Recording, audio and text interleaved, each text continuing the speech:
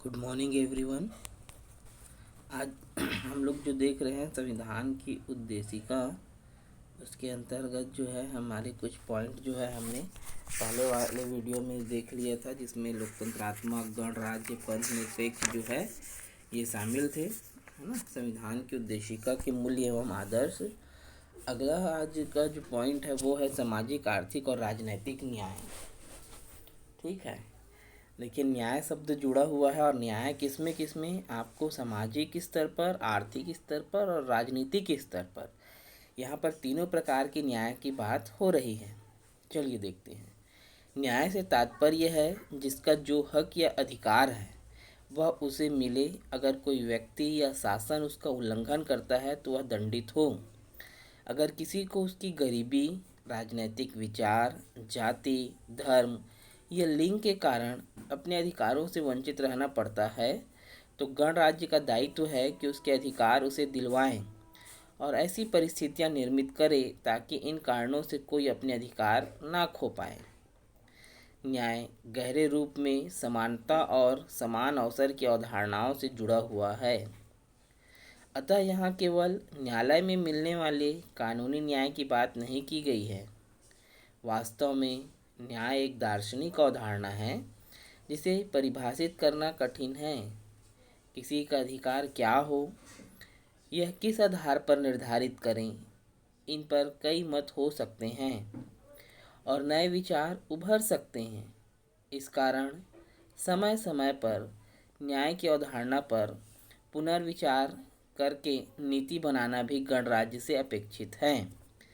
बच्चों, यहाँ पर सामाजिक, आर्थिक और राजनीतिक न्याय की बात की गई है, जिसमें समाज में रहने वाले प्रत्येक व्यक्ति को जो है कुछ अधिकार प्रदान किए गए हैं। जब कभी कोई व्यक्ति जो है उन अधिकारों के खिलाफ जाता है या उस शासन का उल्लंघन करता है तो उसे दंड देने की व्यवस्था हो। अगर किसी को उसकी गरीबी, राजनैतिक, धर्म, लिंग आदि के कारण अधिकारों से वंचित रहना पड़ता है तो यह राष्ट्र का या गणराज्य का दायित्व है कि उसे उचित न्याय दिलवाए, क्योंकि भारतीय संविधान में ऐसी व्यवस्थाएं की गई है कि आप किसी भी जाति, धर्म, प्रांत, संप्रदाय, लिंग के व्यक्ति हो, आपके साथ किसी भी प्रकार का भेदभाव नहीं होगा। कानून की दृष्टि में सभी नागरिक समान हैं। अतः आपको सामाजिक, आर्थिक और राजनीतिक न्याय में किसी भी प्रकार का भेदभाव नहीं होगा। यदि ऐसे भेदभाव हो रहे हैं तो शासन की ये जिम्मेदारी है कि वो आपको उचित न्याय दिलवाएं और ऐसे परिस्थितियों का निर्माण करें कि कोई भी व्यक्ति जो है अपने अधिकारों से वंचित ना रह पाए। न्याय गहरे रूप में समानता और समान अवसर की अवधारणाओं से जुड़ा हुआ है। ठीक है, अगर हम न्याय की बात करते हैं तो क्या हुआ है कि न्याय जो है समानता और अवसर की समानता से जो है गहरे रूप से जुड़ा हुआ है। यहाँ पर न्याय का मतलब जो है कानूनी वाले न्याय की बात नहीं है। वास्तव में न्याय को अगर हम दार्शनिक रूप से देखें तो उसे परिभाषित कर पाना कठिन है। अगर किसी व्यक्ति के द्वारा मारपीट, चोरी की गई है तो उसे जो है न्यायालय के द्वारा दंडित किया जा सकता है, परंतु आप देखेंगे कि समाज में बहुत सारे अन्याय होते रहते हैं, चाहे वो जाति के आधार पर हो, रंग भेद, लिंग के आधार पर हो। ठीक है, तो ये हम अगर न्याय का दार्शनिक रूप देखें तो उसका दायरा बहुत बड़ा हो जाता है।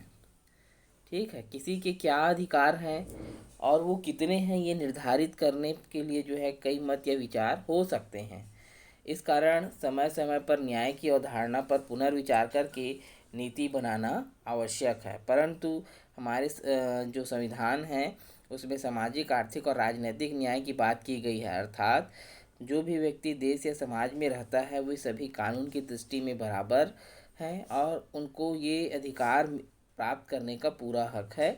यदि किसी के द्वारा इन अधिकारों के हनन की बात की जाती है तो उसे दंड देने का प्रावधान भी है।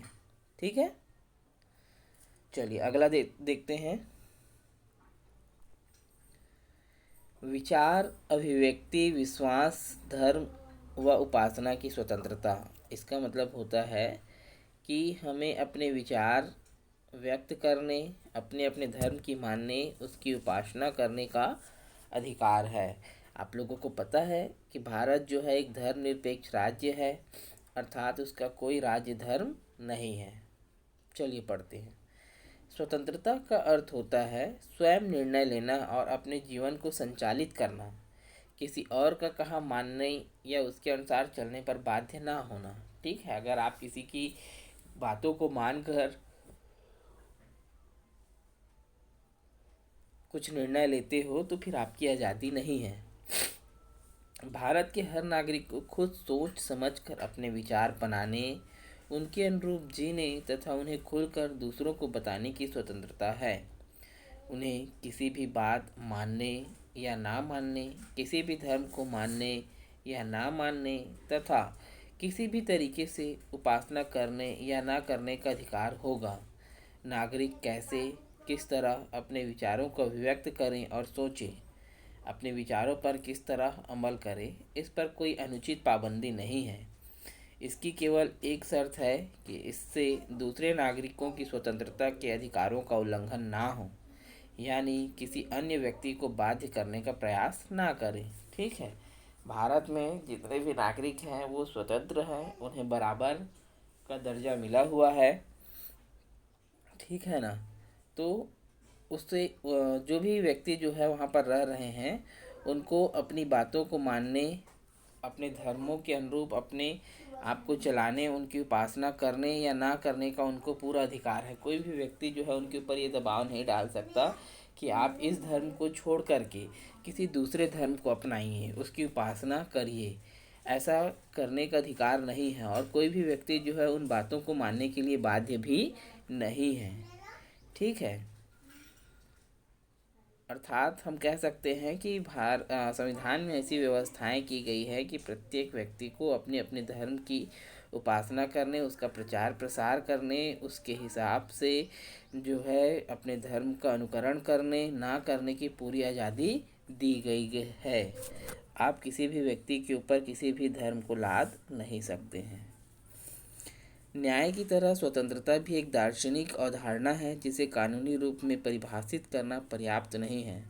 स्वतंत्रता का अर्थ यह भी है कि हर व्यक्ति स्वयं के निर्णय लेने के लिए सक्षम बने।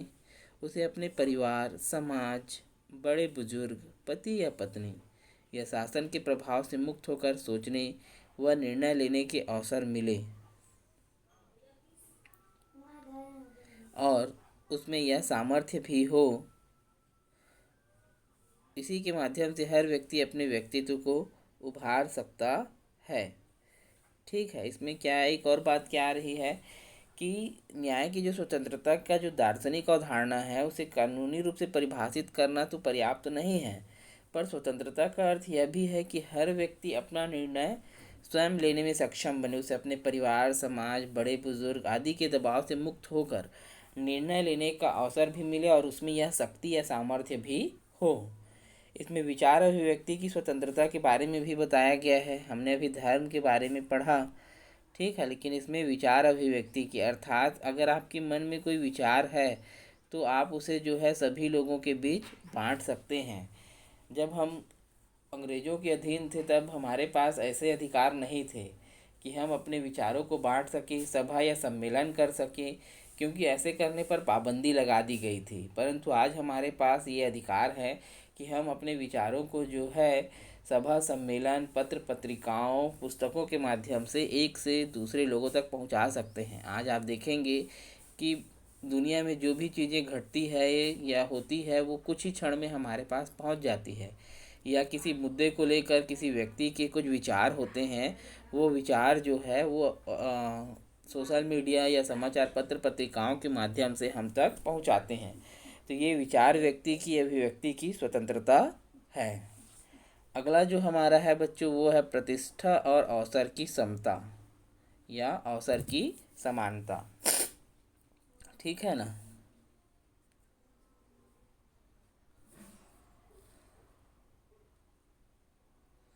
यहाँ ध्यान देने की बात यह है कि संविधान दो तरह की समानता की बात कर रहा है। एक प्रतिष्ठा और अवसर की, प्रतिष्ठा और अवसर की।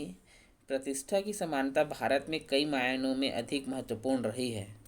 ठीक है, यहाँ पर दो प्रकार के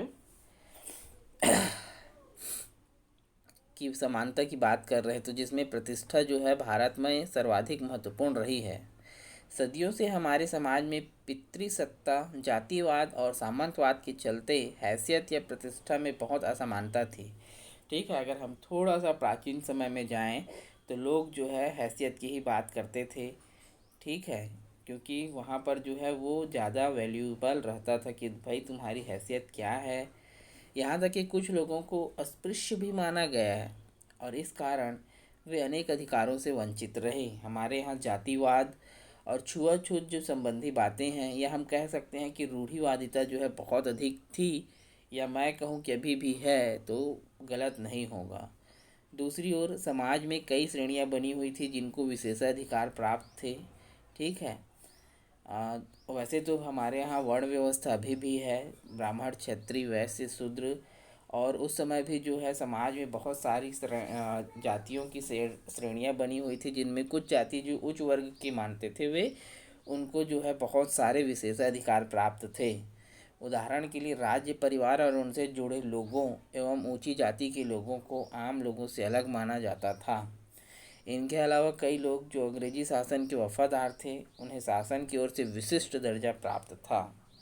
इन असमानताओं को खत्म करने की बात की गई है ताकि हर व्यक्ति अपना मनचाहा जीवन जी सके और अपने मनचाहे काम कर पाए। इसके लिए दो तरह के कदम उठाए गए। ठीक है, इसमें प्रतिष्ठा की या समानता की बात की गई है कि समाज में रहने वाला प्रत्येक व्यक्ति समान है। जैसे प्राचीन समय में जो है वर्ण व्यवस्था या जातिगत भेद के कारण जो है कुछ श्रेणियां बनी हुई थी, जिनमें जो उच्च वर्ग के श्रेणी के लोग थे उन्हें कुछ विशेषाधिकार प्राप्त होता था, अर्थात वे समाज में बाकी लोगों से अलग माने जाते थे, उनको अलग अलग सुविधाएं प्राप्त थी। कुछ उदाहरण जो है हमें अंग्रेजी शासन काल के दौरान देखने को मिलता है कि जो अंग्रेज़ों के खिलाफ वफादार थे, उनको अंग्रेज़ों के खिलाफ या अंग्रेज़ों से वफादारी करते थे, उनको जो है क्या मिलता था, समाज में जो है अलग विशिष्ट दर्जा दिया गया था, तो उनको जो है अलग सुविधाएं मिलती थी। परंतु भारतीय संविधान में ऐसी व्यवस्थाएं की गई है कि आप राजा हो, अमीर हो, गरीब हो, रईस हो, सभी को जो है कानून की दृष्टि में बराबर माना गया है और ऐसी व्यवस्थाओं को करने के लिए जो है कुछ कदम उठाए गए हैं। तो पहला, कानून की दृष्टि में सबको समान दर्जा दिया गया है। ठीक है, क्या बता रहा है, पहला जो है कानून की दृष्टि में सबको समान दर्जा दिया गया है, यानी राजा हो या भिखारी, दलित हो या स्वर्ण, ठीक है, महिला हो या पुरुष, सबके लिए एक ही कानून होगा। मतलब आप चाहे अमीर हो, चाहे राजपुत्र हो, या चाहे कुछ भी हो।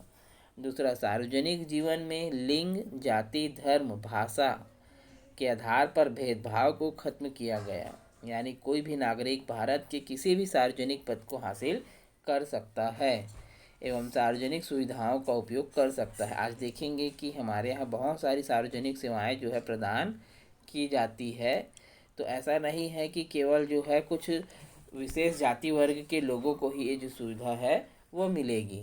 इसके लिए आप किसी भी जाति, धर्म, लिंग आदि के आधार पर या किसी भी संप्रदाय के व्यक्ति क्यों ना हो, आपको वो सुविधाएं उपलब्ध कराई जाएगी। तथा साथ ही साथ अगर हम कहें कि नौकरी में या सार्वजनिक पद को जो होती है उसको प्राप्त करने के लिए आपको जो है वो सुविधाएं उपलब्ध करा सकता है। ऐसा नहीं कि आप किसी दूसरे वर्ग के हो तो आपको ये सुविधाएं नहीं मिलेगी, आप भी जो है बराबर के दर्जा प्राप्त करते हो।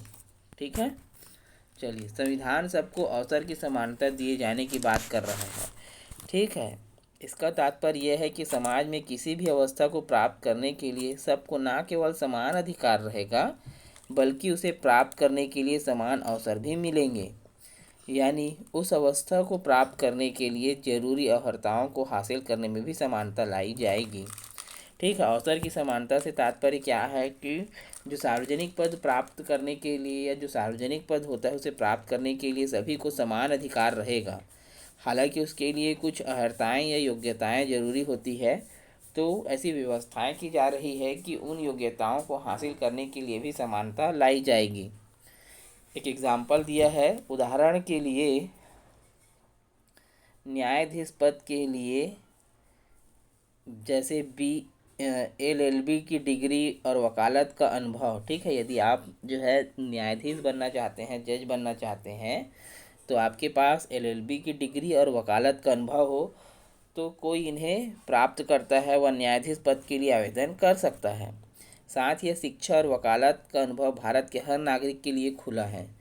लिंग, जाति, धर्म या भाषा के आधार पर किसी प्रकार की पाबंदी नहीं है, ठीक है। तो इसमें बताया गया है कि अवसर की समानता, कि सभी व्यक्तियों को जो है अपने जो भी अवसर है उसको प्राप्त करने की जो है समानता है, बशर्ते उस अवसर के लिए जो योग्यताएं हैं वो होनी चाहिए। साथ ही साथ उन योग्यताओं को भी जो है बराबर रूप से सबको मिले, ऐसी लिए व्यवस्थाएं की जा रही है। न्याय और स्वतंत्रता की तरह समता भी एक दार्शनिक अवधारणा है। हर इंसान को, चाहे वह स्त्री हो या पुरुष हो या अमीर हो, शारीरिक रूप से पूर्ण हो या सक्षम, बच्चा हो या वृद्ध, किसी भी धर्म या जाति क्षेत्र का हो, उस व्यक्ति के रूप में समान आदर, उस व्यक्ति को समान रूप से आदर और सम्मान मिले और अपनी मर्जी से जीवन जीने के अवसर मिले। उल्लेखनीय है कि संविधान में हर तरह की समता, खासकर आर्थिक समानता की बात नहीं की गई है। इसमें प्रतिष्ठा और अवसर की समानता की बात की गई है, ठीक है। वो व्यक्ति बच्चा हो, वृद्ध हो, अमीर हो, गरीब हो, राजनेता हो, कोई भी हो, उसे क्या मिले, एक समान आदर और सम्मान मिले, ऐसी व्यवस्थाएं की गई है। चलिए नेक्स्ट बिंदु है हमारा, अगला पॉइंट है व्यक्ति की गरिमा, राष्ट्र की एकता, अखंडता सुनिश्चित करने वाली बंधुता, ठीक है। ये हमारा लास्ट पॉइंट है इस चैप्टर का। ये देखिए, व्यक्ति की गरिमा और राष्ट्र की एकता और अखंडता सुनिश्चित करने वाली बंधुता। इससे पहले कही गई बातें जैसे स्वतंत्रता या समानता व्यक्तियों के लिए थी। ये स्वतंत्रता और समानता प्राप्त व्यक्ति आपस में विरोध में खड़े ना हों, एक साथ रहें और अपनी सामूहिकता को बनाए रखने के लिए, इसकी सामूहिकता को बनाए रखे, इसके लिए बंधुता की बात कही गई है। हम ऐसा समाज नहीं बनाना चाहते जहाँ केवल हर व्यक्ति अपने ही बात सोचे और केवल व्यक्तिवाद को आदर्श को बनाए। हम यह भी चाहते हैं कि आपस में भाईचारा रखें, सहयोग करें और एक साझे राष्ट्र का निर्माण करें। लेकिन यह ऐसा भी राष्ट्र नहीं होगा जिसमें व्यक्ति का कोई स्थान नहीं हो या जिसमें राष्ट्र को सर्वोपरि माना जाए। यह ऐसा राष्ट्र बनेगा जिसमें व्यक्ति की गरिमा को बनाए रखा जाएगा। संविधान की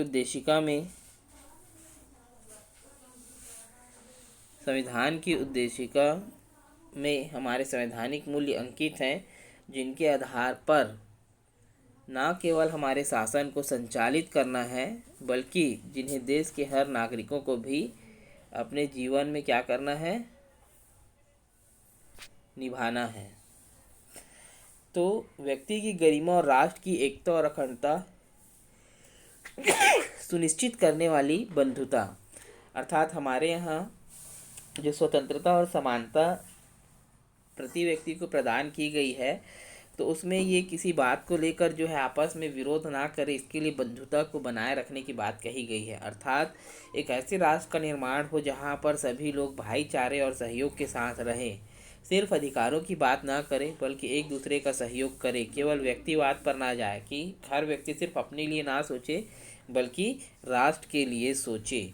इस प्रकार जो है संविधान की व्यवस्था की गई है और इसलिए कहा गया है कि संविधान की उद्देशिका में हमारे संवैधानिक मूल्य अंकित हैं, जिनके आधार पर न केवल हमारे शासन को संचालित करना है बल्कि उन्हें देश के हर नागरिकों को भी अपने जीवन में निभाना है।